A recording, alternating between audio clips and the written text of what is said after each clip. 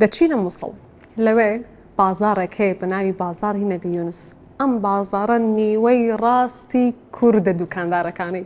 لەوێ کەسێکی لێ بە ناوی شاکر مزوری کە زیاتر لە 50 ساڵە توتن دەفرۆشە لەنێ ئەم بازارەدا و دوکانی هەیە. ئەنجە ئەزانین کە مووسڵ بەوە بەناوبانگە کە لە دوای بەغدای پایتەخت زۆرترین خەڵکی تیاژی کە ژمارەکەی 3 ملیۆن و 700,000 کەسە. ئێمەش چوینەتە ئەوێ فیچەرێکمان بۆ ئامادە کردوون دەربارەی ئەو دوکاندارە کوردانە. بینەرمان بن.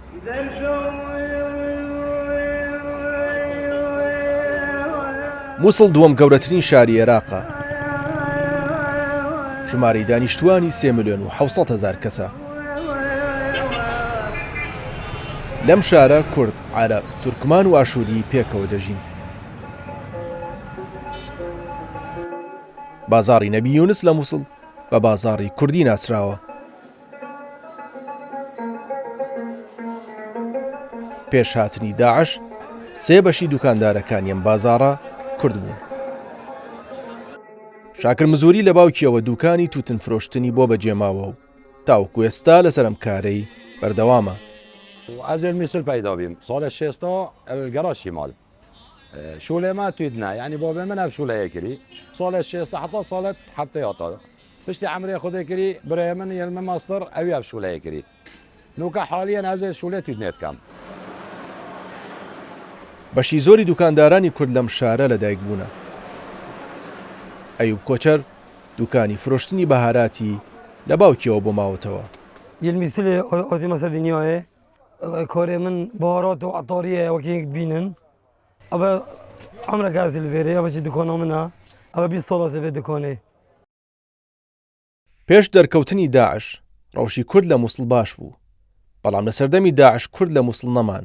دوای ئازادکردنی ئەم شارە کورد گەڕانەوە بۆ سەرکارەکانی خۆیان.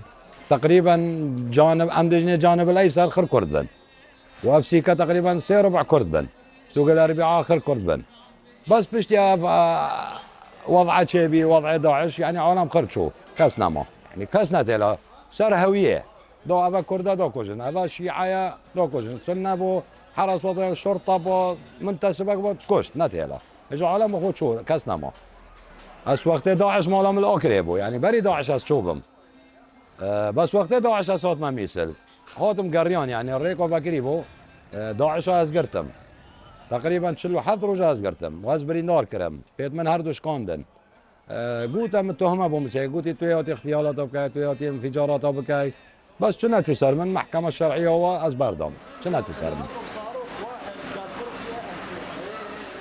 وەکی خەونێکی بوو وەختێ من دکانە خۆی لە داعش هاتیە چوومە دووکێ مەڵام سێمێ لێ بوو وەکی خەونێکی باس دەبری مە دکانە خۆ الحەمدولله ڕۆژە خۆت باس دەبرمە فێرێ و دکانە خۆ بەکرد و خەڵکی کەیفەوات زفرینەوە من شۆڕێکی گەلێکی خوش بوو گەلک بەزە بۆ وەکی خەونێ بوو.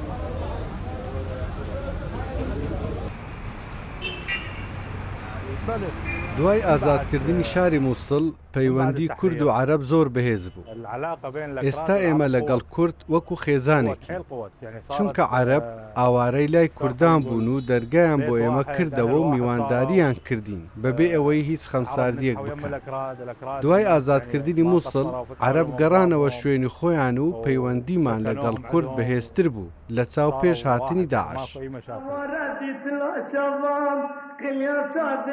ئێستا بەشێکی کەم کوردی مووسڵ گەڕاونەتەوە ئەم شارە. ئەوانشی کە دەگەڕێنەوە یان دوکاندارن یاخود کارێکیان لە مووسڵ هەیە.